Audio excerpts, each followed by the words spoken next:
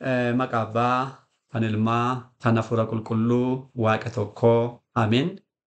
Dhiifamaa fi tolummaa isaa nuuf baay'isee Waaqayyo Abbaan keenyaa akka baay'ina cubbuu keenyaa osoo hin taane akka tolummaa fi dhiifama isaatti eegee tiksee hanga saakaatti kan nu ga'e qulqulluu kan ta'e maqaan isaa guddaa kan galatoomedhaa fi kan ulfaatee nuuf haa ta'u. Maatiiwwan Waaqayyoo ijoolleen haadha keenya qulqulleettii Dubroo Maariyaam bakka adda addaa taa'uudhaan sagalee kana kan dhaggeeffattan hundumti keessan maqaa gooftaa keenyaa fayyisaa keenyaa Iyyasuus Kiristoosiin nagaan isin gaafadhaa. Akka isaatii bakka jirtanitti akkam ooltanii, akkam galgaleessanii, akkam turtanii. Ameen. Galateeffamuun amaloomaa keenyaa fayyisaa keenyaa Sillaasee kan ta'e maqaan isaa baddaa samiirratti afaan qulqulloota ergamoota isaatiin afaan qulqulloota abbootii keenyaa fi harmoolii keenyaadhaan yeroo hundumaa kan galatoomu qulqulluu kan ta'e maqaan isaa nu birattis guddaa kan galatoomedhaa fi kan ulfaatee nuuf haa ta'u. Deessuu gooftaa keenyaa haadha hunduma keenyaa qulqulleettii Dubroo Maariyaam qulqulloota ergamoota Waaqayyoo qulqulloota abbootii keenyaa fi harmoolii keenya hunduma isaaniidhaafis akka kennaa isaaniitti galannii fi ulfinni guddaan isaaniif haa ta'u. Kanaafuu ilmi Waaqayyoo abbaadhaaf hafuura qulqulluu wajjirraan waaqummaadhaan addunyaa uumuutiin addunyaa nyaachisuutiin jiraachisuutiin walqixadha jechuudha. Fedhaanis wanta hundumaatiin walqixadha. Garuu sadummaa sanaatiin akka jirudha. Kanaafuu ilmi Waaqayyoo waaqummaadhaan walqixa ta'eetu abbaadhaaf hafuura qulqulluu wajjiraan jalqabaaf xumura kan hin qabnedha. Isa kana dursinee wanta baranneedhaaf guyyaa irraa kutaa sadaffaatti kan ilaallu waa'ee nama ta'uusaadha. Egaan waaqa guutuu kan ta'e kun abbaadhaaf hafuura qulqulluu wajjiraan walqixxummaadhaan bara barummaadhaaf jalqabaaf xumura kan hin qabne ilmi Waaqayyoo bara booda jechuun addunyaan kun uumamee addaamis ilmi namaa guutummaan uumamee waggoonni 5,500 erga lakkaawwamanii booda foon uffatee nama ta'e mul'ate. Eenyu ilmi Waaqayyoo? Isa dura eenyuyyuu Waaqayyoodhaan kan arge hin jiru. Tarii Waaqayyoo jaarsa fokkaachuudhaan bifa adda addaa fokkaachuudhaan mul'ateera. Waggoota 5,500 booda garuu maal ta'e? Foon keenya uffatee haadha keenya qulqulleettii Dubroo Maariyaam irraa nama ta'e mul'ateera. Nama ta'e mul'ate. Isa kana kitaabni qulqulluun maal jedhaa? Jalqaba isaa gaafa laallu wangeela Yohaannis boqonnaa 1 lakkoofsa 1 hanga 14tti kan ibsame waa'ee kanaa kan dubbatudha. Innis maal jedhaa? Jalqaba jechatu ture. Jechis Waaqayyo bira ture. Jechis Waaqayyo ture. Jechichis haaluma. Jechichis Waaqayyo ture. Eenyu jechichi? Ilma Waaqayyo jechuudha. Inni Waaqayyo bira ture, jalqaba tureera. Jalqaba kan jedhu matumti isaa jalqaba. Meejemmariyaa kan jettu kun matumti ishee maqaa Waaqayyoodha. Wangeela Yohaannis boqonnaa 1 fi seera uumamaa boqonnaa 1 gaafa wal bira qabnee ilaallu isaan kun jalqabachuudhaan eegalu. Jalqabni seera uumamaarra jiru sun jalqaba Waaqayyo samiidhaaf lafa uume kan jedhu kuni jalqaba jirudha beekama. Wanti hin jirre mul'achuu jechuudha. Jalqaba wanti hin turre tokko mul'achuu. Addunyaan hin turre mul'achuudha inni kun. Innis seera uumamaa boqonnaa 1 lakkoofsa 1 jechaadha. Asitti garuu wangeela Yohaannis boqonnaa 1 lakkoofsa 1 kan jirtu beqedaamii kan jettu jalqaba kan jettu kun qedaamiyuu jechuudhaan Gi'iziin kan kaa'u. Inni kun jalqaba qabu miti. Ittuma jalqaba hin qabne. Maqumti isaa jalqaba kan jedhu kun maqumti isaa maqaa Waaqayyoodha. Jalqaba kan jedhu maqaa Waaqayyoo malee kan biraa miti. Jechatu ture jechuun jechi kun jalqaba yeroo kana kaasee jira sun taane bara barummaa kan agarsiisudha kan jalqabaa jechuudha. Ittaanee jecha jechuudhaan ilma Waaqayyoo qulqullichi Yohaannis barreesseera. Isa kana bal'inaan maaliidhaafidha ilmi Waaqayyoo asitti jecha jedhamuun kan barbaachisu kan jedhu bakka isaa gaafa geenyu bal'isnee ilaalla. Ilma Waaqayyoo jedhamuu danda'a. Kiristoos jedhamuu danda'a. Maaliifidha loogos kan jettu kun jecha. Afaan Giriikiin loogos jecha kan jettu kun maaliifidha ilmi Waaqayyoo jecha jedhamee ibsamuu kan danda'eef. Yookiin immoo jalqaba Iyyasuustuu ture jechuu danda'a. Jalqaba ilma Waaqayyoo ture jechuu danda'a. Kan danda'e garuu kan hin jenne jecha jechuudhaan hafuurri qulqulluun kallattiin ibseedhaaf haala kanaatiin barreeffameera. Inni kun maaliif kan jedhu bakka isaatti ni ilaalla. Ittaanee jechichis Waaqayyoo bira ture. Inni kun bara barummaadhaaf kan jiraatedha. eenyu osoo hin jiraatin dura Waaqayyo bira ture. Waaqayyo kan jennee jalqaba ibsine maal jedha? Abbaan Waaqayyoodha, Ilmi Waaqayyoodha, Hafuurri Qulqulluun Waaqayyoodha. Kanaaf jechi kun eenyu bira ture? Abbaan Hafuura Qulqulluu bira ture jechaadha. Ofisaa immoo maalidha? Hiyottaanee kaasaa jira. Jechichis Waaqayyo ture. Eenyuun Ilmi Waaqayyo kun matuusaa Waaqayyo ture. Kanaaf abbaa Ilma Hafuura Qulqulluu jennu haala kanaatiin ibsinaa jechaadha. Booda hoo maal ta'e jechi kun? Hiyoo lakkoofsa 14 jira. Jechichis foon ta'ee hin jijjiirame miti foon ta'ee nurras bulee ilaala. Kan dhufee nurra bulee malee jijjiirame wanta biraa kan ta'e miti. Dhufee nurra bulee foon uffatee mul'ateedha. Eenyu Ilmi Waaqayyo kun? Inni immoo jecha jedhame. Jechichi immoo abbaaf Hafuura Qulqulluu wajjin ture. Ofisaa maal ture? Waaqayyo ture. Booda garuu dhufee foon uffatee. Isa kanadha. Foon uffateedha. Kan inni foon uffate immoo maaliifidha? Foon uffachuun kan barbaachise kan jedhu immoo deebii kana deebisnee dabarru. Amma baay'ee waliin keessaa ka'anii Iyyasuus Kiristoos lottuu sibaat akkasidhaa akkas miti jechuudhaan dura hundee isaa qabannee deemuun ni barbaachisa. Maaliifidha? Ilmi Waaqayyoo nama ta'uun haan barbaachiseef kan jedhu haa ilaallu. Galanni isaaf haa ta'utii Ilmi Waaqayyoo gooftaan keenyaa fayyisaan keenya Iyyasuus Kiristoos booda erga foon uffatee booda maqaa kanaan kan waamame fedha isaatiin, fedhii abbaa isaatiin, fedhii Hafuura Qulqulluutiin nama ta'ee foon uffatee kan mul'ate dhala namaa kabaja guddaadhaan uumame, dhala namaa kennaa addaadhaan uumamtoota hundumaan olitti uumame, kabaja kana wallaaluudhaan immoo addunyaa ergamootaa keessaatuu cubbuu raawwachuudhaan gara addunyaa beelladaatti darbatame achiituu kaasee gara kabaja isaa duraatti deebisuudhaaf jaalala dhala namaadhaaf qabu qofarraa kan ka'e jechuudha. Kana gochuudhaaf qofa foon uffateera. Eenyu? Ilmi Waaqayyoo. Walumaa galatti Ilmi Waaqayyoo maaliif nama ta'e jennee yeroo gaafatamnu maaliif nama ta'e? Dhala namaa kabaja isaa wallaalee cubbuu raawwachuudhaan addunyaa ergamootaa keessaa gara addunyaa beelladootatti darbatame addunyaa beelladaa keessaa kaasuudhaan gara kabaja isaa duraatti deebisuudhaafidha. Maal inni ilmi namaa kun? Kabaja akkamittiin uumame? Erga sana hootuu maal ta'eetu kan inni kufe kan jedhu gabaabinaan haa kaasnu. In mul'ata asirraa ilaalaa jirtu. Booneet dhala namaaf kabaja isaa kana qulqullichi Daawitiin dubbata. Dhalli namaa kabaja isaa wallaalee kanarraa kan ka'es immoo akka warreen kabaja warreen hin qabne kanneen beelladaa ta'e akkuma jedhamu dhalli namaa kabaja guddaa qaba.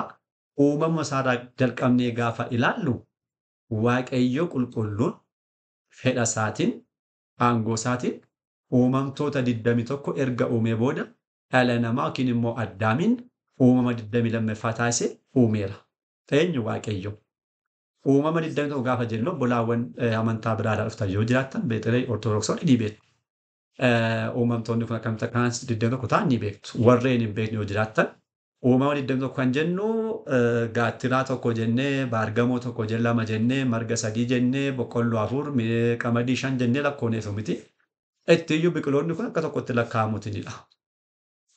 Harree tokko, sa'aa 2, hoolaa 3, re'ee 4 akkas jechuu osoo hin taane warreen qaama qabaatanii lafa deddeebi'an kana akka tokkotti lakkaa'uudhaan warreen baallee baasanii culullee, joobiraa, simbirroo kanneen jennu akka tokkotti walitti qabnee lakkaa'uudhaan uumamtoota bishaan keessa jiran kanneen bishaan keessa miilaan deebi'an akka tokkotti lakkaa'uudhaan haala kanaan lakkoofne uumamtoota 21 jenna. 22ffaatti kan uumame dhala namaadha. Isa kanas immoo Waaqayyoo dhala namaa kana gaafa uumu akka warreen kaanumatti isoo hin uumne. Ittiyyuu maal taasise?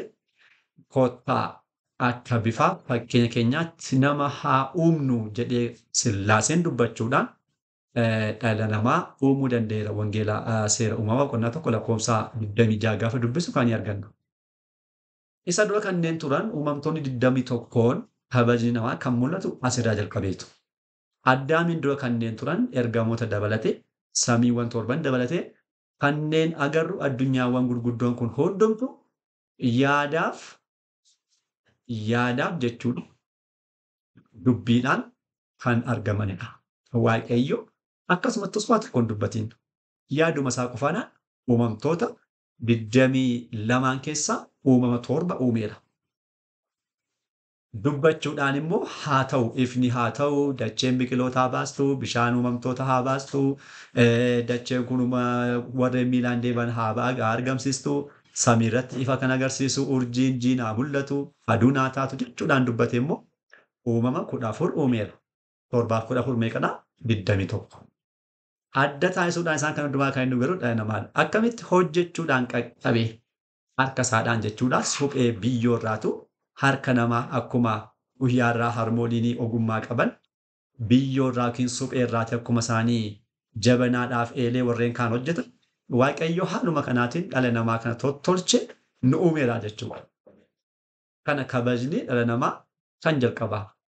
Innaa namni kun maqaa afaan Giiziidhaan kitaaba hiikamee jiruun seb kan jedhu argateera. Seb kan jedhu kallattiimaan torba jechuudha. Torbarraa kan dhufedha. Kun immoo maala? Dhabni kun amala torbaan uumamee jechuudha. Amaloota torba of keessaa qabaata. Amaloonni torba kun immoo amaloota foonii arfanii fi amaloota lubbuu 3 jedhamu. Amaloota foonii arfan kanneen jennu kanneen lubbuudhaan deddeebi'uu danda'an hundumtuu kan qabanidha. Hoolaa, re'ee, warreen bineensota jiraatan hundumtuu amala foonii kan arfan maal qabu? Ni qabaatu. Amaloonni kun qilleensa, amala qilleensummaa ni qabna, amala ibiddaa ni qabna, amala bishaanii ni qabna, amala dachees ni qabna. Inni kun warreen nyaataniidhaa fi bakkaa bakkatti socho'uu kanneen danda'an bineeldota duukaa caalaa nu fakkeessa. Kanarraa addatti immoo amala 3 ni qabna. Isaan kun immoo dubbachuu, yaaduudhaaf jiraachuudha. Jiraachuu kan jedhu kun jiraattummaa kan bara baraati malee foon uffatanii as jiraachuu kan jechuu keenya miti. Dubbachuu kan danda'u dhala namaa qofaadha. Beektanii lafa kanneen jechaadha. Ergamootarraa addatti amalli kun amala lubbuu yookiin immoo amala hafuuraa jedhamu. Innaa warreen hafuuraan jiran amala kana kanneen qaban uumamtoota lamaan keessaa dhala namaadhaaf ergamoota qofaadha. Dhalli namaa dubbachuu danda'a. Yoo dubbachaa jirra. Yaaduu hin dandeenya. Wanta barbaachisaadha. Yaada keenya keessaa sekoondiitti yookaan sekoondii maayikoo sekoondiitti wantoonni baay'een ni buru. Inni kun amala kan wanta qabnuufidha. Kan sadaffaa immoo amala jiraattummaa kan bara baraa ni qabna. Bara baraaf ni jiraanna jechuudha ba'uun. Sirna kabajni namaa kanattidha. Bara baraaf maal ta'an ni jiraanna. Har'a lafaatti kan agarru sareedhaa fi adurree yookiin gaala gaangee kan jedhu gaafuma isaan du'an lubbuun isaanii asumatti hafti bakka tokko hin deeman. Nuti garuu lubbuun keenyaaf foon keenya gaafa adda ba'u ittiyyuu maal jedhamna? Ni duunee osoo hin taane ni boqonnee jedhama. Kanaafidha isaan kanarraati. Gaangeen ni boqotte hin jedhamtu gaangee yookiin harreen yookiin sa'aan gaafa duutu yookiin hoolaan gaafa duutu ni boqotte hin jedhamtu. Maal taate ni duute jedhamti. Ni du'e jedhama. Dhalli namaa garuu ni boqote jedhama. Maaliif jireenya sattaa nutti darbaa jira waan ta'eedhaaf jireenyi kun immoo jireenya bara baraadha. Kana amala lubbuu kana wanta qabnuufidha. Waaqayyo kana hundumaatiin dhala namaa uumeeraa jechuudha. Dursinee kan kaasne seera uumamaa boqonnaa 1:26 kaasne yeroo dubbannu waaqayyo maal jedhu dubbateera? Nama akka bifaaf fakkeenya keenyaatti haa uumnu jedheera. Tarii obbolaawwan kitaaba qulqulluu dubbistan waaqayyo nama akkamitti uume? Akka bifaaf fakkeenya isaatti uume moo akka bifa isaatti uume kan jedhu gaaffiin ka'uu danda'a. Achuma lakkoofsa 27 dabaltanii yoo dubbistan waaqayyos nama akka bifa isaatti uume jechuudhaan turufa. Ilaala. Nama akka bifa keenyaaf fakkeenya keenyaatti haa uumnu 26 kun 27 immoo waaqayyos nama akka maalitti akka bifa isaatti uume jechuudhaan kaasa malee akka bifaaf fakkeenya isaatti uume hin jedhu. Inni kun kitaabni walitti bu'ee yookiin Museen barreessuu wallaalee akkas miti. Waaqayyo revelationiidha kitaabni kun mul'ata jechuudha. Waaqayyo mul'isee fi Museen kan barreessedha. Bifaaf fakkeenya waaqayyo kan jedhamu kun maalidha? Waaqayyo namni bifaaf fakkeenya waaqayyoo qaba gaafa jennu maal jechuu keenyadha kan jedhu kan duraa kun lamaan eenyuufuu hin taasifamne dhala namaadhaa kana jechaadha. Ergamootaaf hin taasifamne. Isaan kaan gurguddoo kanneen jedhamanisaaf kun hin taasifamne. Ittiiyyuu namaafidha kun addatti waaqayyo dubbachuudhaan dhabee akka bifaaf fakkeenya isaatti nama kan uume jechuudha. Innaa bifa waaqayyo jechuun maal jechuudha? Namni akka bifa waaqayyootti uumame yeroo jennu amaloota waaqayyoo kanneen ta'an waaqayyo kan mataa isaa kan ta'e dhala namaadhaaf tola kennee uume jechuu keenyadha. Fakkeenyaaf amaloonni waaqayyo maal dha? Waaqayyo amalummaa isaatiin jiraataa bara baraadha. Dhala namaa maal taasisee uume? Jiraataa bara baraa taasisee uumeera. Waaqayyo amalummaa isaadhaan addunyaa kana kan bitu, kan bulchu, kan geggeessudha. Dhalli namaa maal dha? Addunyaa kana bituudhaaf itti kennameera. Akka barbaadechaadha ba'uunis. Har'aayyuu taanaan addunyaan akka namaan jirti. Addunyaa kana gubnee balleessuu dandeenya. Lafa kana akka barbaadne gochuu dandeenya. Bishaan kallattii jijjiiruu dandeenya. Bineensota jiran akka barbaadan gochuu dandeenya. Muka dhaabbatee jiru akka barbaadne gochuu dandeenya. Hin bulchaa jirra jechuudha. Bargit gaafa jennu garuu namni bineensotas haa ta'u qabeenyaawwan uumamaa kana hundumaa seeraan fayyadamuu hin qabu. Inni kun seera mootummaa miti. Bargit seerri mootummaa sin jedha. Kun seera waaqayyoodha. Waaqayyo kana hundumaa bakkeera kan kaa'e Addaaminittiyyu fayyadame. Garuu kunuunsachuudhaan kenne. Inni akka barbaanne muka kukkunnee balleessuun kanneen lubbuudhaan deeman akka barbaanne ajjeesuun ba'uunis inni kun waaqayyoodhaan nama gaafachisa. Innaa haa ta'u garuu namni maal qaba? Kan hundumaa bulchuu geggeessuu kana ni qabaata jechuudha. Innaa bifa waaqayyo kanneen jedhaman isaan. Waaqayyo yeroo nama uumu jechaadha. Walumaa galatti yeroo nama uumu isaan kana hundumaa tola namaaf kennee uumeera.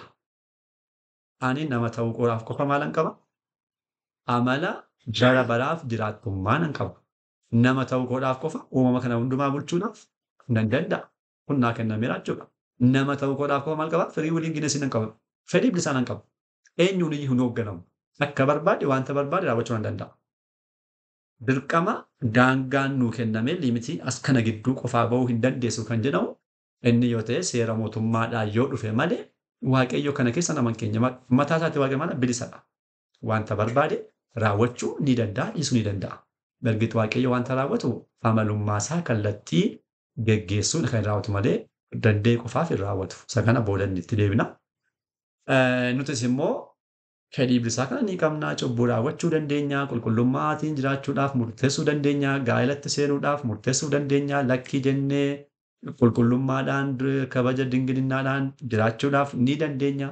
Ati kana taa'uu qabda kan jedhu dirqamni dura hin jiru jechuudha. Ennaa isaan kana bifa waaqayyoo kan jedhamu. Isaan kana hundumaa maal qabna? Nama ta'uu keenya qofaaf amantaa qabaannu haa dhiisnu, waaqayyoon haa kabajnu haa dhiisnu. Nama ta'uu keenya qofaaf maal qabna? Isaan kana ni qabna. Maal? Bifa waaqayyoon qabna jechuudha. Isa kana bifa waaqayyoo kan jedhamu. Fakkeenya waaqayyoo garuu waaqayyoo asitti kan dubbachaa jiru bifa akka bifa keenyaaf fakkeenya keenyatti haa uumnu jedhee dubbateera. Dhalli namaa kan lamaan akka qabaatu jechuudha. Ittaanii garuu kan uume maal? Bifa isaatiin uume. Fakkeenya waaqayyoo jedhamuudhaan kan ibsame kun maaliifidha? Namni fedha isaa mataa isaatiin of geggeesse akka inni argachuu danda'uudhaaf waaqayyo dubbachaa kan jirudha. Malee nama taane qofaadhaaf fakkeenya waaqayyoo ni qabaanna jechuu keenya miti. Fakkeenya waaqayyoo kan jedhame salphaadhumatti maala? Qulqullummaaf qajeelummaadha. Bakka qulqullummaadha fakkeenya waaqayyoo kan jedhamu. Isa kana hundumti keenya qabaachuu yoo barbaanne fedha keenyaan qabaachuu dandeenya. Lakkii yoo jenne immoo akka barbaanne. Cubbuu barbaannetti kufuu dandeenya. Waaqayyoon garuu dandeenya. Akka barbaanne gochuu dandeenya. Garuu immoo daandii waaqayyo kaa'eedhaan qulqullummaadhaan daandii inni kaa'eedhaan seera inni kaa'een jiraannee qulqullummaa yoo arganne garuu maal jedhamna? Fedha fakkeenya waaqayyoo qabaannee irraa dhabna. Kanaaf mootummaa bara baraa kan taatu mootummaa waaqayyoo namni ilaalu nama bifaaf fakkeenya waaqayyoo qabudha. Salphaadhumatti jechaadha. Fedha isaa, fedha fooniis haa ta'u, fedha bakka firii waliin ginesii, fedhii bilisaa isaaf kennametti namni fayyadamuudhaan waaqayyoodhaan gammachisee kan deddeebi'u yoo ta'e fakkeenya waaqayyoo argachuu danda'a. Isa kanaaf fakkeenya kanneen ta'an qulqullootachuudhaan guyyaarraa manni kiristaanaa kan waamtudha. Isaan kun maal qabu? Bifa waaqayyo isaaniif kennetti dabalachuudhaan fakkeenya waaqayyoo fedha isaaniitiin argataniiru. Nutis guyyaarraa qulqullummaadhaan yoo deddeebine, qajeelummaadhaan yoo jiraanneef, seeraaf fedha waaqayyoodhaan yoo deddeebine qulqullummaa kana argachuu ni dandeenya jechuudha. Fedha waaqayyoodhaan deddeebi'uu. Waaqayyo bargit fedhisaa namni mootummaa waaqayyoo salphaamatti jechaadha. Namoonni baay'een akkamitti fedha waaqayyoo beekuu dandeenyaadhu. Fedhi waaqayyoo tokko qofa dhabuuniti. Waa ta'u qofa. Maal? Dhalli namaa jireenya bara baraa akka argatu qofaafidha malee wanta biraadhaaf miti. Maaliin qulqullummaadhaan jiraatee jireenya bara baraa akka argatudha. Kana fedhii waaqayyoo. Nama ta'uunsaas kanumaafidha malee wanta biraadhaaf miti. Innaa qulqulloonni haala kanaatiin fedha waaqayyoodhaan deddeebi'an fakkeenya waaqayyoo qabaatanii nutis immoo fedha isaatiin yoo deddeebine daandii qajeelummaa jedhan fakkeenya waaqayyoo arganna jechuudha. Innaa waaqayyoo haala kanaatiin nama uumeera. Bifaaf fakkeenya waaqayyoodhaan waaqayyo bifaaf fakkeenya kootiin haa uumnu erga jedhee booda nama garuu akka bifa isaatti uume kan jedhu kun haala kanaatiin kan hiikamudha malee walitti kan bu'u miti kan jedhu harqabannee haa dabarru. Kana booda gaa namni haala kanaatiin uumame kun guyyoota muraasaa booda gara kamitti seenuudhaaf jira? Gara gannataatti galuudhaaf jira jechuudha. Gannata keessa jiraachuudhaaf jira. Callifameetu bakka uumametti akkuma warreen kaanii gatamee nafne. Dachee irratti yookiin immoo eeddaa bakka himtatti ergame booda namni callise akkuma kana akkuma saawwaniidhaaf akkuma warreen bineeldotaaf bineensota biroo achumatti gatee hin dhiisne. Ittiyyu maal jedhee kunoo seera uumamaa boqonnaa 2 lakkoofsa 15 kaasnee yommuu dubbisnu gannata keessa erga kaa'ee booda ittiyyu dabalataan wanta biraa ajaja biraa isaaf kennuudhaan akka inni achi keessa jiraatuudhaaf isa ajajaa jechuudha. Innis maalidhaa? Kunoo akka inni gannata keessa jiraachuudhaan kana hundumaa akka inni raawwatuudhaaf itti hima. Waaqayyo gooftaanis jedha boqonnaa 2 lakkoofsa 16 kaasnee yommuu dubbisu seera uumamaa irratti. Isa dursee lakkoofsa 15 gaafa ilaallu dhalli namaa gannata keessatti kaa'amuu isaati. Lafatti ergamuun booda kabajaan ittiyyuu kitaaba hiikaa keenyaan gaafa ilaallu ergamoonni faarfachuudhaan ittiyyuu akka kinaatiin kabaja kanaan kan uumame namni kun waan akkamiiti jedhanudha. Galatoodhaaf kabajaan fuudhanii isa gashaniiru gara gannataa gashaniiru. Gaggabaabseen dubbadhe jalqaba kan uumame addaamidha. Torbee isaatti immoo cinaacha addaam keessaa isa muduka kan uumamte hewaan argamtee baatee mul'atteetti. Kana gaafa jennu hewaaniif addaam uumama adda addaa jechuu hin miti. Waaqayyo kan uume maadha? Nama uume.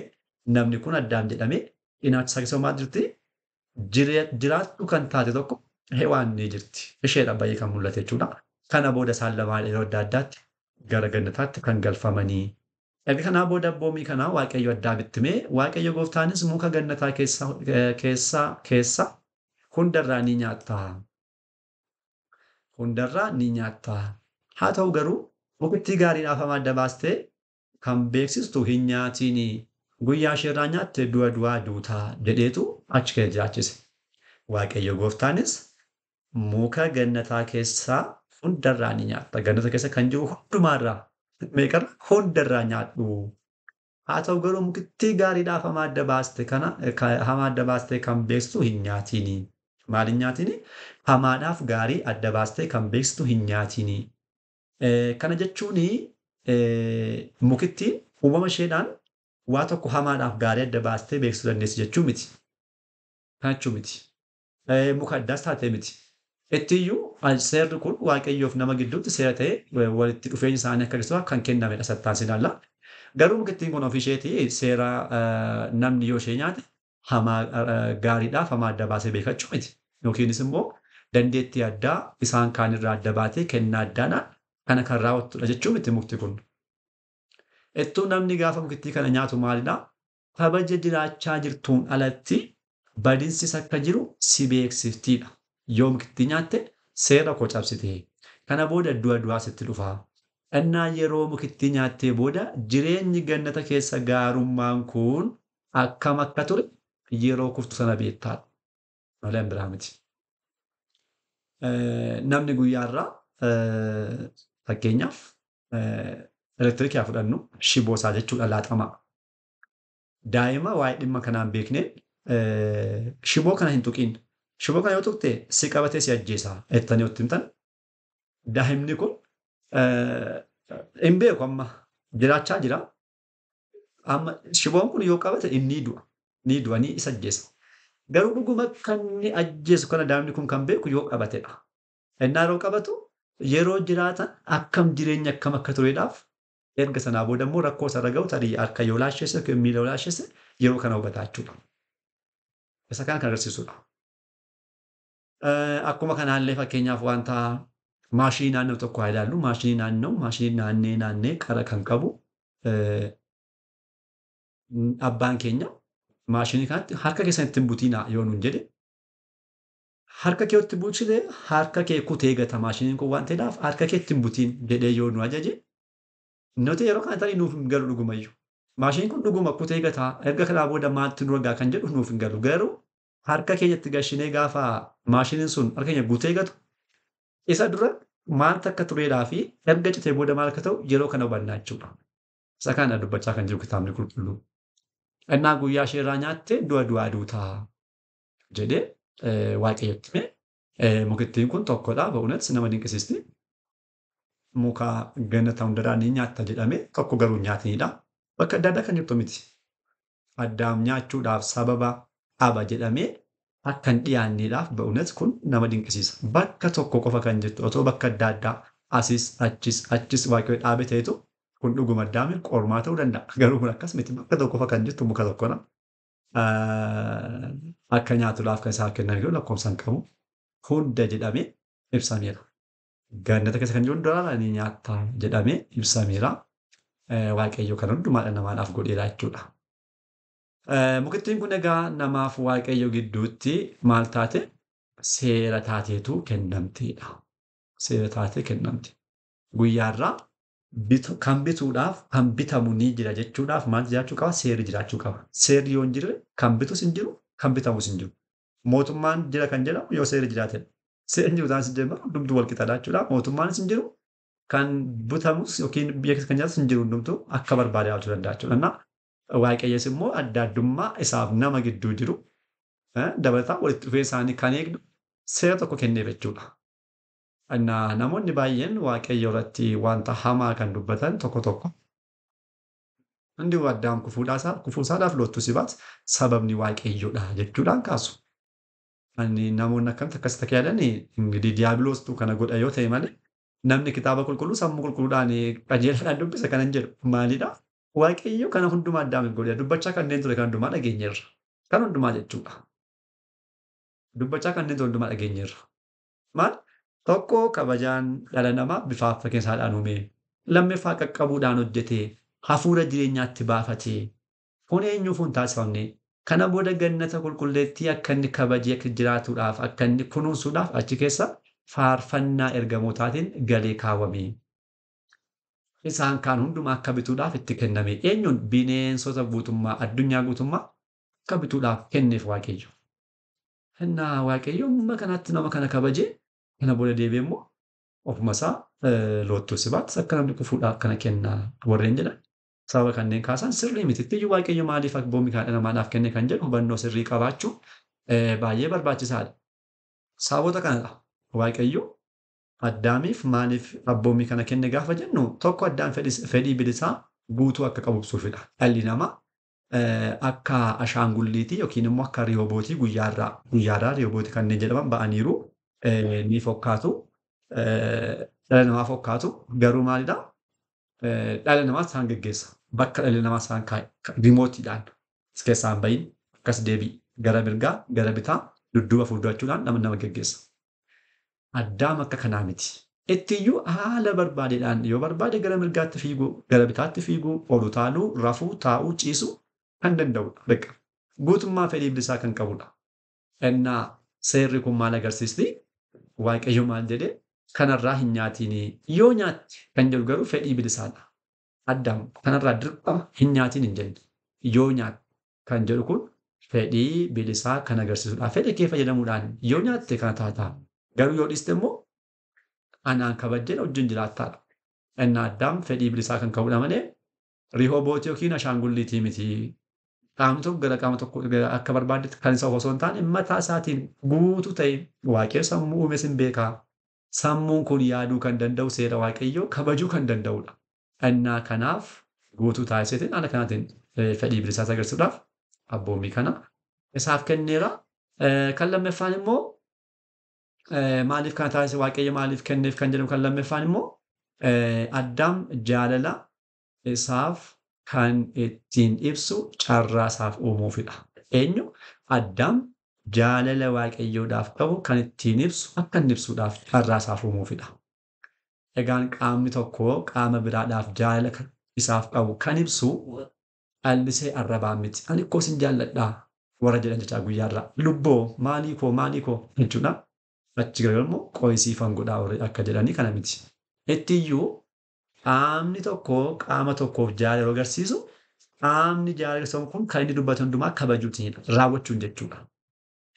Innaa abboonni maal jedhu wantoonni lama ni barbaachisu. Beetele Addaam jaalala waaqayyoodhaaf qabu ibsachuudhaaf wantoonni lama isa barbaachisu. Kan jalqabaa seerri jiraachuudha. Seerri hin jiru ta'e Addaam waa tokko fidee jaalala waaqayyoo ibsuu hin danda'u. Waaqayyoodhaaf kana gochuu hin danda'u. Waaqayyoodhaaf kennaa kennuu hin danda'u. Garuu maadhaa waaqayyoon kan jaalatooti seerri waaqayyoo kan itti kennu sana jiraachuu qabu. Innaa ishee kana seerri sun jiraachuudhaaf seerri sun immoo eegamuudha. Kun lamaan hin barbaachisu. Innaa Addaam waaqayyoon kan jaalatote maala seera isaa eegaa jechuudha. Guyyaarraa biyya keessa kan jiraannu tokko mootummaa tokkoon ati sirriidha jennee gibira siif hin laannu seerri keen kabajnu yoo jenne jiraachuu hin dandeenyu kun sobanii qoosuu jedhama mootummaatti qoosuudha.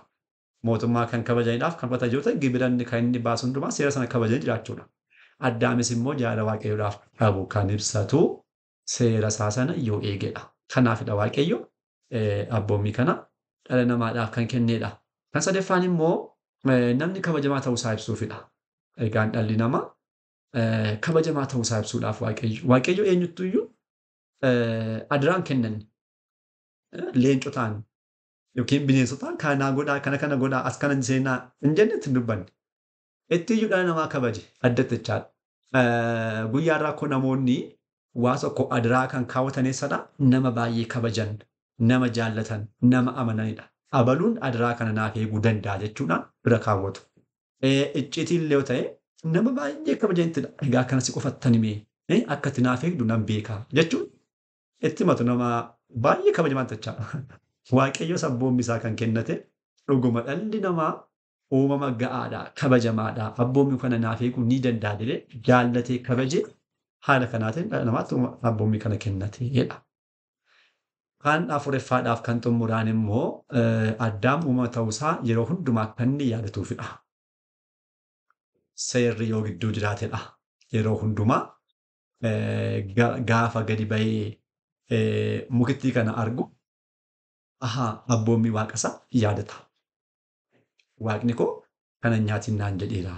Yeroo kana immoo ani isaa gadiidhaan uumamadha. Inni garuu uumaa koodha. Kana naan jedhe waan ta'eef kana kabajuu qaba. Kan jedhu akka agarsiisudha. Namni uumama ta'uusaa waaqayyo immoo uumaa ta'uusaa akka agarsiisudha.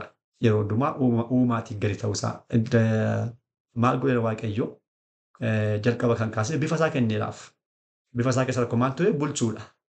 Inni Addaam biqiloota kanas, dachee kanas, warreen miila afuriidhaan deeman kanas, warreen hundumaa kana gaafa bitu isaanii hundumaa ol gaafa ta'u tarii takka namoonni rakkoo qabna of tuulummaan hin jira. Ani waaqee ta'uu danda'a ta'a jedhee akka hin yaadneefidha. Ittiyyuu gaafa deemu mukittii gaafa argu eenyuun yaadata abboommi isaa yaadata kana booda waaqni akka jiru yaadata. Innaa yeroo hundumaa inni uumaa osoo hin taane uumama akka ta'e kan yaadatuudhaaf waaqayyoo haala kanaatiin Addaamiif jecha faayidaa Addaamiif abboommii kana kenneera malee waaqayyo dhala namaa balleessuudhaaf loottuu si baate, dhala namaa wanta jibbuudhaaf loottuu si baate, dhala namaa bakka sanaati akka inni kufuudhaaf loottuu si baate kan abboommii kana kenne miti. Haa ta'u garuu kan nama gaddisiisu Addaamiif Hewaan abboommii kana kabajuudhaan ganata keessa kan jiraatan waggoota 7 qofaaf ture. Waggaa 7 kabajanii jiraatanii kana booda jireenya guyyaa har'aadhaa kana mul'atu kanaaf sababa kan ta'e itti waa'ee dhala namaa galagalchee kan lafa kaa'e. Dhalli namaa ganata keessa jiraachuudhaan achumaan mootummaa waaqatti galuudhaaf uumamee kan ture itti achi keessaa bahuudhaan gara dachee akka dhufu, akka dafqu, akka beela'u, akka dadhabu kana hundumaa kan fide seera uumamaa boqonnaa 3 irratti yeroo jalqabaadhaaf wanti nama gaddisiisu Addaamiif Hewaan waggaa 7 booda kan isaan raawwatanidha. Innaan kun maal jedhama? Kufaatii dhala namaa jedhamaadha. Kufaatii dhala namaadhaaf abdii isaaf kenname kana tarii akka hin dheeranneedhaaf mi'a asumatti dhaabbachiisnu guyyaa ittaanu baranna. Amma ammaatti kan dubbanne kan nu dubbachiise abbaa sagalchaa kan ta'e Waaqayyo abbaa keenyaaf galanni ulfinni guddaan isaaf haa ta'u. Kan dhageenyeen namattiin jiraatee dhaaltu mootummaas ta'u Waaqayyo haa taasisu. Kutaa ittaanuun hanga dhufnutti nagaa Waaqayyoon turtii gaarii warreen tiiktookii jirtan waan isiniif hin galee yoo jiraatu irratti gaafachuu dandeessu. Warreen waasaappiidhaan dhaggeeffattanii teelegiraam warreen dhaggeeffattan karaa keessaa nu dubbisuu dandeessu. Yoo gaaffii yaada qabaattan warreen yuutuubii jirtan immoo achuma jalatti barreessuudhaan koomenteetti yaadaaf gaaffii keessa yoo qabaattan kennuun ni danda'ama jechuudha. Kutaa ittaanuun hanga deebinutti nagaa Waaqayyoon turtii gaarii galanni Waaqayyoof.